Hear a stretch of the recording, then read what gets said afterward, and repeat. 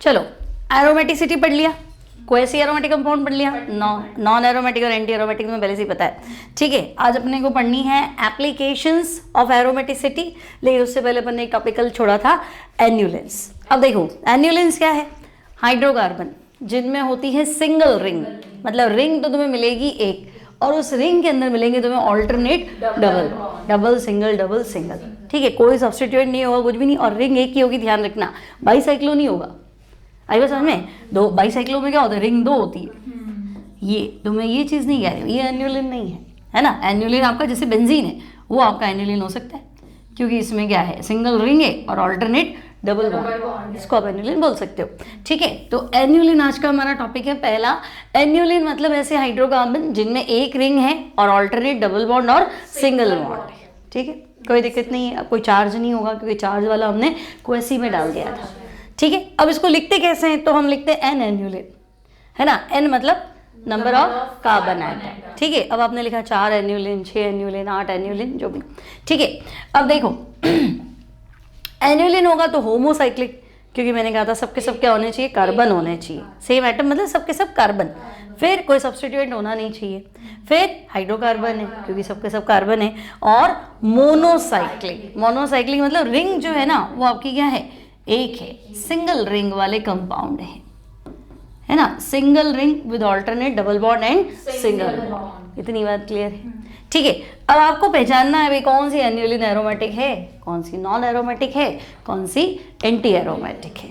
ठीक है, अब देखो पहली एन्युलिन मैंने ले ली 4 कार्बन की, सही है।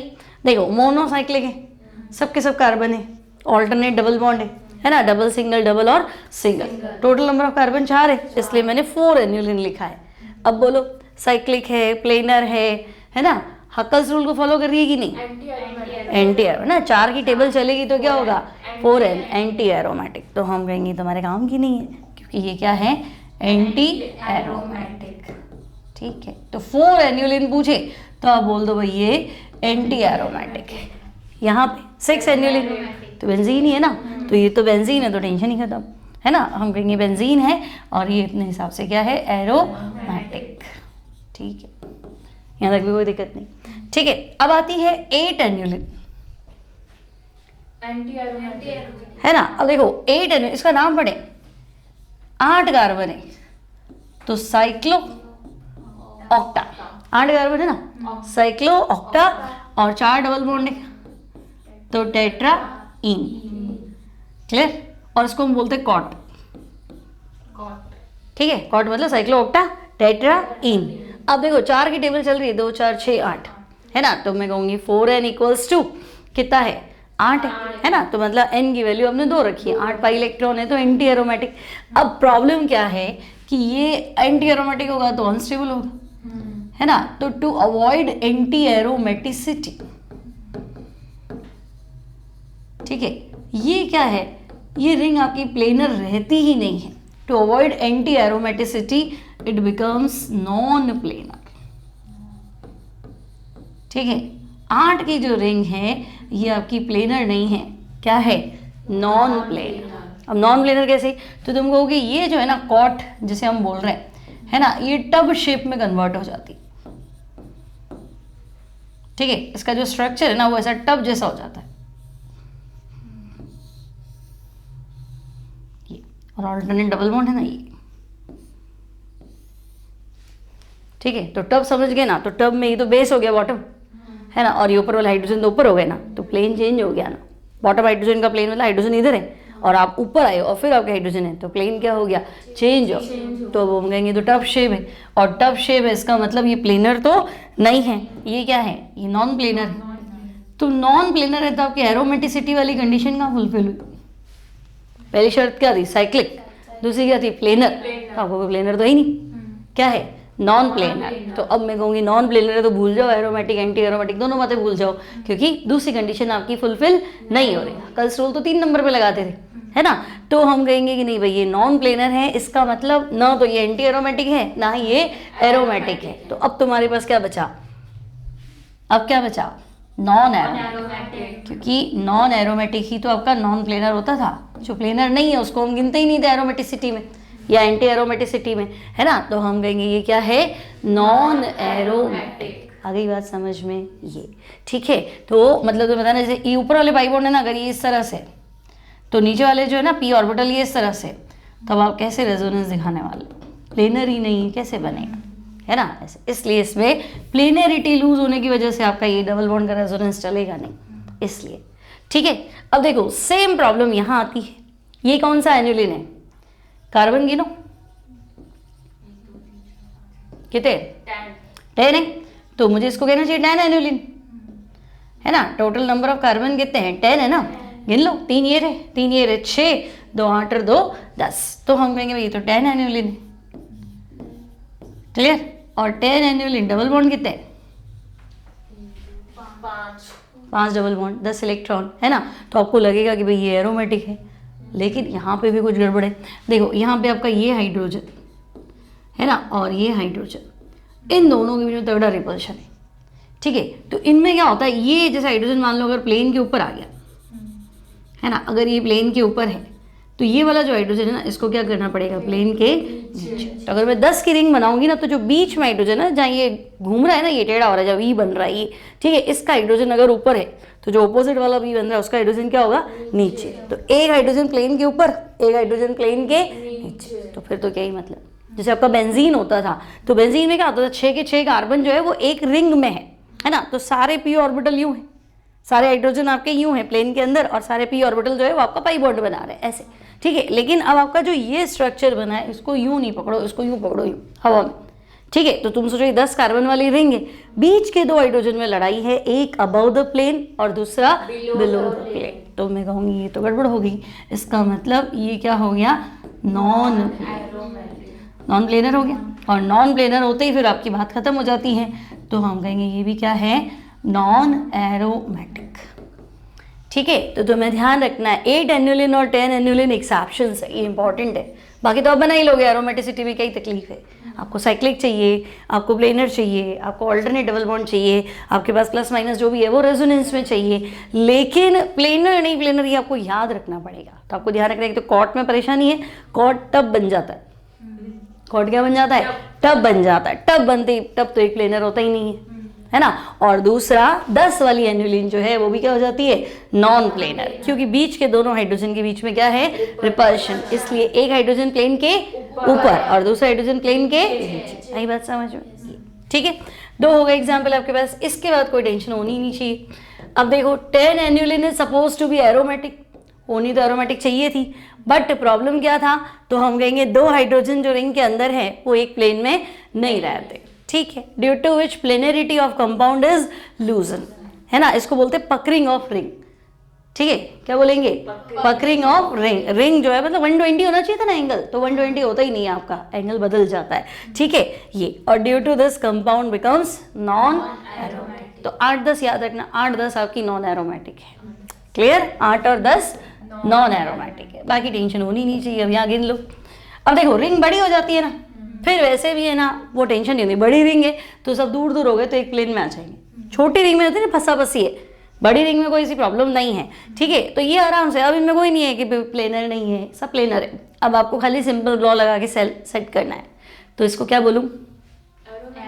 एरोमेटिक। कितने पाई बॉन्ड है? 2, 4 और 5, सही है। तो अगर मैं n की वैल्यू 4n+2 में n की वैल्यू कितनी रखूँ? 2, तो पाई इलेक्ट्रॉन 10 आएंगे, तो 10 आ रहा है, तो हम कहेंगे ये आपकी एरोमेटिक है। और वैसे भी मैंने तुम्हें कहा था 4 की टेबल चल रही है तो एंटी एरोमेटिक, और 4 की टेबल नहीं चल रही है तो एरोमेटिक, ठीक है। इधर गिनो।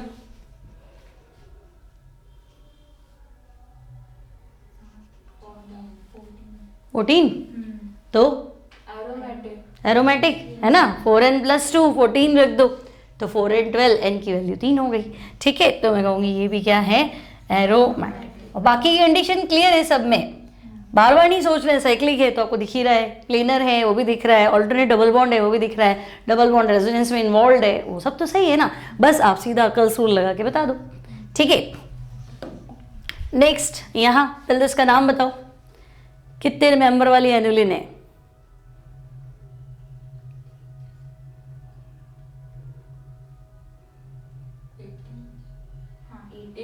एटीन में 9 डबल बॉन्ड दिख रहे होंगे, ठीक है। तो डबल बॉन्ड 9 है तो एनुलिन 18 भाई, एक डबल बॉन्ड 2 कार्बन के बीच में है ना, एक डबल बॉन्ड आपके 2 कार्बन के बीच में है, तो टोटल डबल बॉन्ड गिन लो, ठीक है, 2 3 4 5 6 7 8 और 9, ठीक है, तो ये है 18 एनुलिन। अब बोलो एरोमेटिक है कि नॉन एरोमेटिक है? एरोमेटिक, सही है। एन की वैल्यू कितनी रख ले? 4। 4n+2 में अगर मैं एन की वैल्यू 4 रख दूं, इफ n इक्वल्स टू 4 तो पाई इलेक्ट्रॉन्स कितने आएंगे? 18, तो 18 पाई इलेक्ट्रॉन्स ही तो है, इसका मतलब ये क्या है? एरोमेटिक। क्लियर है? तो एन्युलिन वाला तो कोई कॉन्सेप्ट बिगड़ा नहीं है, सब सही है। एक रिंग होनी चाहिए, होमोसाइक्लिक होनी चाहिए, फिर ऑल्टरनेट डबल बॉन्ड और सिंगल बॉन्ड होना चाहिए, ठीक है। बस अगर ऐसा कुछ है तो आपको आइडेंटिफाई करना है एरोमेटिक या नॉन एरोमेटिक। अब देखो, अगर ऐसे कंपाउंड फंस जाए CXHY और x और y की वैल्यू क्या होनी चाहिए? बराबर, जैसे C4H4 C10H10 इस तरह से, ठीक है। तो x और y की वैल्यू अगर बराबर है तो पाई इलेक्ट्रॉन्स निकालो, तो x में से चार्ज क्या कर देना?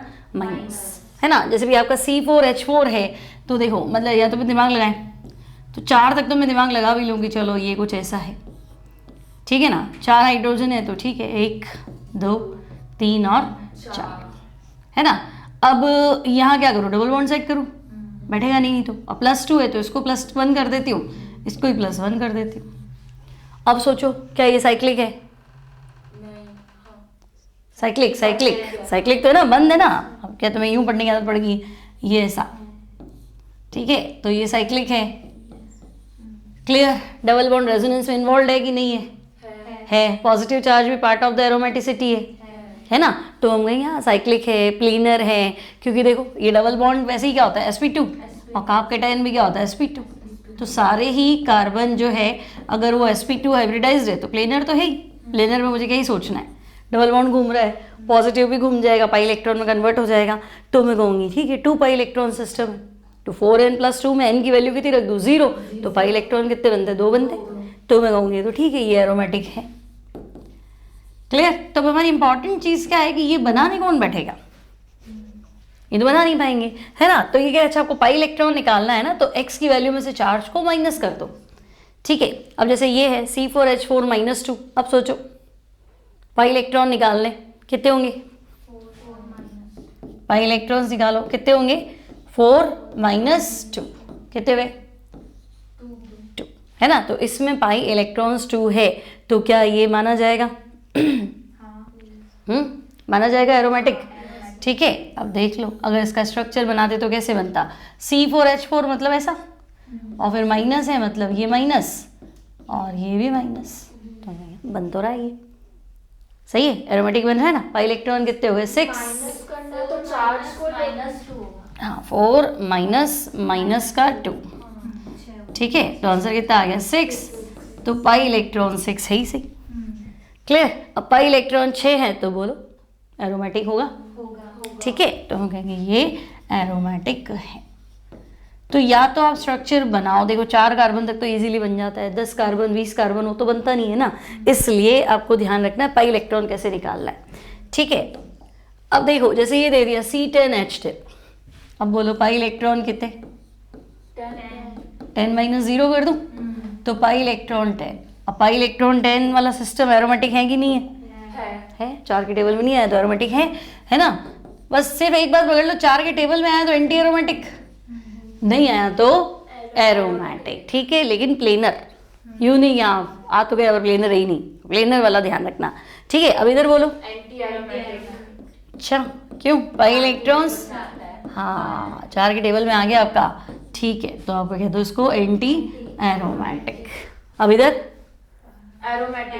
एरोमेटिक, यहाँ पाई इलेक्ट्रॉन्स कितने आए? 12 माइनस का 2, 14 इलेक्ट्रॉन सिस्टम, ठीक है। यानी कि आपका ये हो गया एरोमेटिक। क्लियर है ना। और अगर इसको बनाना हो तो तुम दोबारा कार्बन बनाते, फिर सब पे हाइड्रोजन लगाते, फिर ऑल्टरनेट डबल बॉन्ड लगाते, तो इतना करने की जरूरत ही क्या थी, ठीक है ना। सीधा पाई इलेक्ट्रॉन निकाल के सॉल्व कर लो, ठीक है। कार्बन जितने भी हैं उसमें से चार्ज को कम कर दो, माइनस है तो प्लस हो जाएगा और प्लस है तो माइनस हो जाएगा, ठीक है। क्लियर?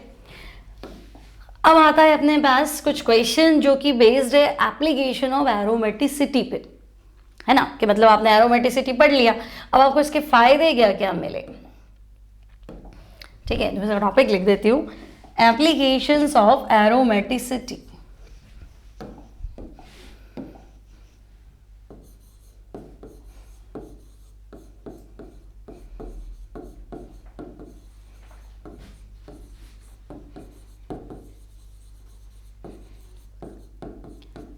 ठीक है, अब एरोमेटिक निकालना आपको आता है तो उसके दम पे सारे क्वेश्चन करने हैं।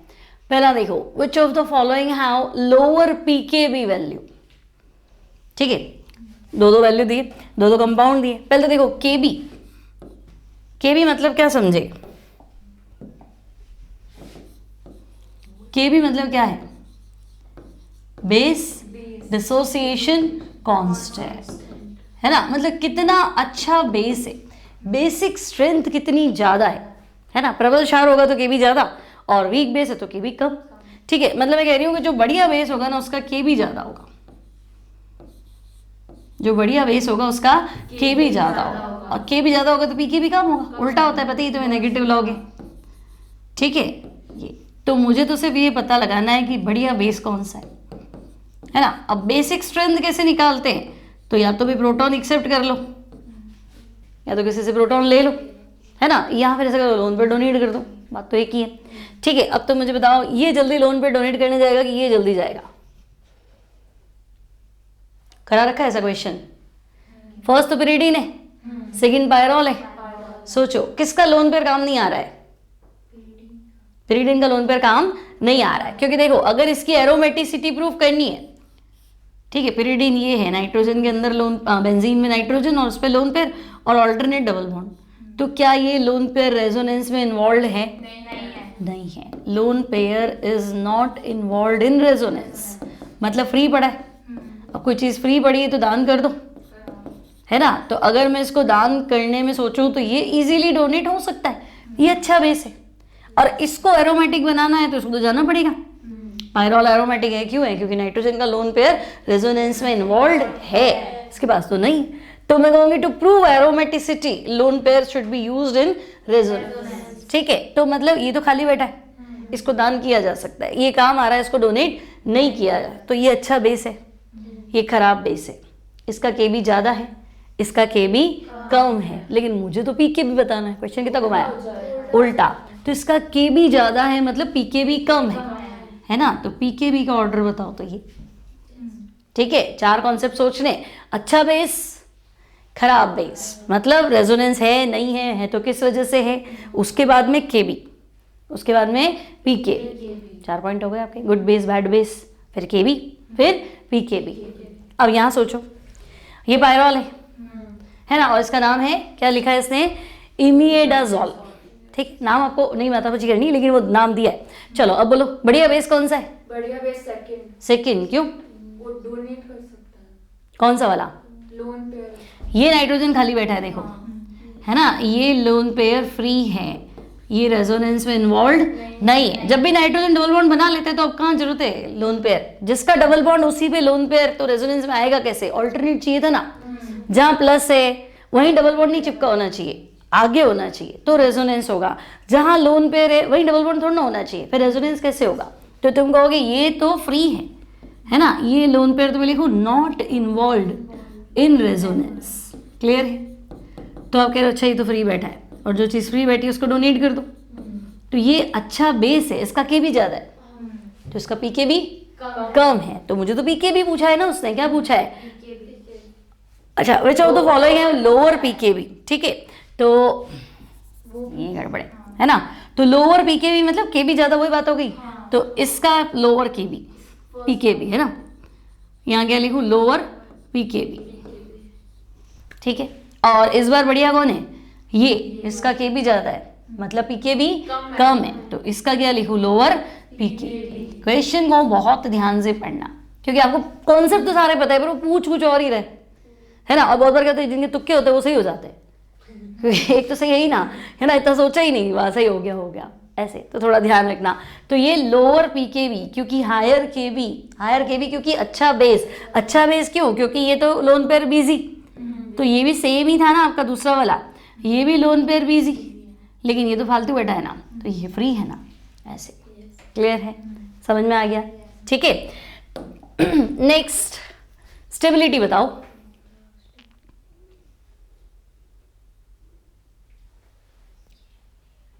फर्स्ट वाला क्या है? Anti aromatic. सही है, चार की टेबल फॉलो कर रहा है।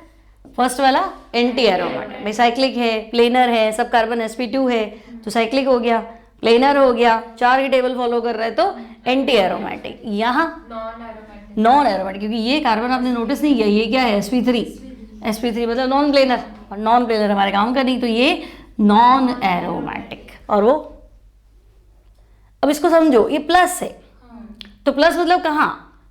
जैसे बेंजीन में हमने रिंग बना दी, तो रिंग कहाँ? तो आपको पूरी रिंग घूम रही, तो घूम रही मतलब ऑल्टरनेट डबल बॉन्ड।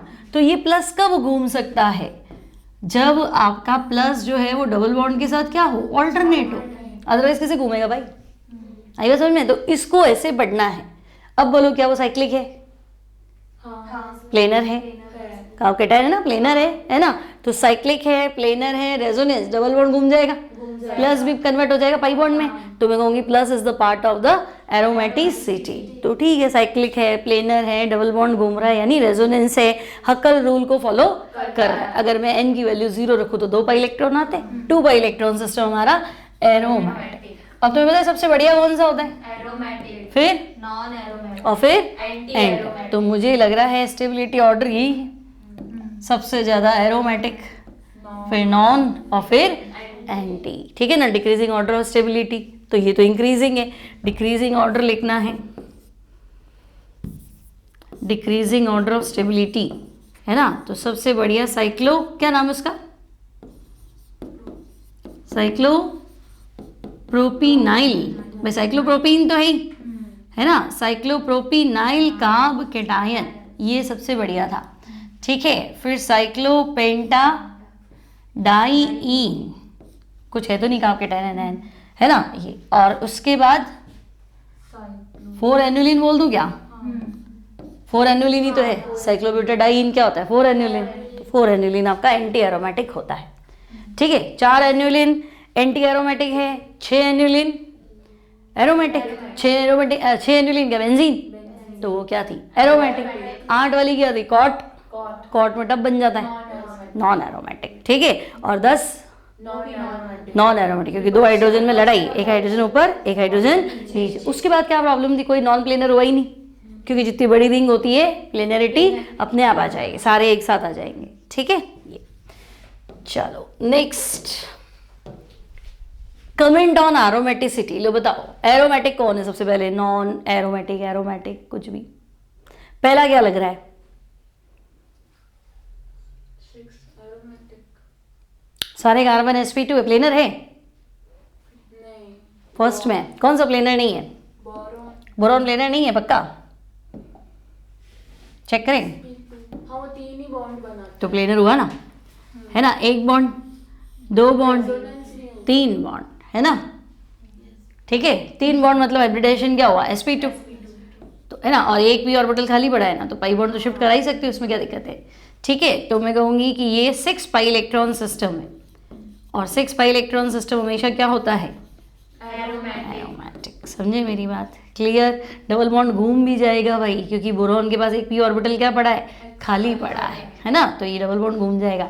ठीक है, तो हम कहेंगे साइक्लिक था, प्लेनर था, और हकल्स रूल को फॉलो कर रहा है, और रेजोनेंस भी है। ठीक है, अब यहाँ एंटी एरोमेटिक एंटी है, क्यों?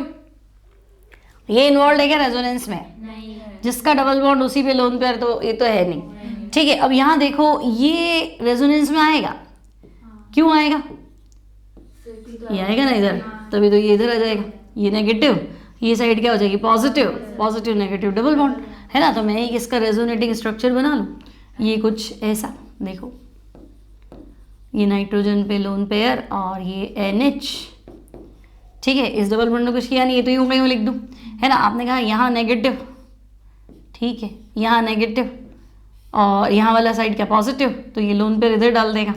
ठीक है, तो अब मुझे बताओ, सारे ये सब sp2 है, ये sp2, ये sp2, ये sp2, और ये भी sp2, यहाँ आपको लगेगा 3 बॉन्ड पेयर 1 लोन पेयर, लेकिन मैंने कहा था जब लोन पेयर रेजोनेंस में चला गया, कहाँ है लोन पेयर, कहाँ है लोन पेयर, रेजोनेंस में चला गया तो आपके पास फ्री तो ही नहीं ना, तो उसको नहीं गिनना है, तो आपको यहाँ पे सिर्फ 3 बॉन्ड पेयर ही गिनने हैं। तो ये नाइट्रोजन भी क्या है, sp2, sp3 करते गलत हो जाएगा। ठीक है, तो सब sp2 है, तो मैं कहूँगी वो साइक्लिक भी हो गया, प्लेनर भी हो गया, डबल बॉन्ड घूम ही रहा है, ये घूम रहा है तो ये भी घूम जाएगा। ठीक है, तो अब सारी शर्तें पूरी कर रहा है, तो पाई इलेक्ट्रॉन कितने हुए, 6, क्योंकि ये लोन पेयर भी पाई बॉन्ड में कन्वर्ट हो गया ना, तो 6 पाई इलेक्ट्रॉन सिस्टम है, और 6 पाई इलेक्ट्रॉन सिस्टम हमेशा क्या होता है, तो ये भी एरोमेटिक है भाई। अब उसको देख लो, ये भी एरोमेटिक है, एक लोन पेयर तो आएगा, है कि नहीं। वैसे तो ऑक्सीजन भी देखो सब sp2 है, पहले तो ये चेक करो, साइक्लिक तो मिल गया, प्लेनर का पहले टेंशन रहता है, तो ये sp2 और ये रेजोनेंस में जाएगा, तो ये रेजोनेंस में जाएगा, तो यहाँ मेरे पास 2 बॉन्ड पेयर और एक लोन पेयर, तो 2 + 1 3 बना, तो ये भी क्या हुआ, sp2। ठीक है, यहाँ पे सिर्फ 3 बॉन्ड पेयर है ना, only 3 bond pair, lone pair क्यों नहीं, तो हम कहेंगे अभी दिख रहा है, अभी नहीं दिख रहा है, गया जो चीज़ यूज हो गई भूल जाओ। तो ये भी क्या था, sp2, 3 बॉन्ड पेयर वाला sp2 होता है, 2 बॉन्ड पेयर 1 लोन पेयर, वो भी क्या होता है, sp2। तो मैं कहूँगी साइक्लिक हो गया, प्लेनर हो गया, घूम जाएगा, डबल बॉन्ड है ना, तो फिर अब हक्कल्स रूल को फॉलो करेगा कि नहीं, क्योंकि कितना इलेक्ट्रॉन सिस्टम है, 6 पाई इलेक्ट्रॉन सिस्टम, तो पाई इलेक्ट्रॉन 6 मतलब बेंजीन है ना, तो मैं कहूँगी हाँ भाई ये एरोमेटिक है। क्लियर है इतनी बात, ठीक है। अब यहाँ बताओ क्या ये एरोमेटिक है,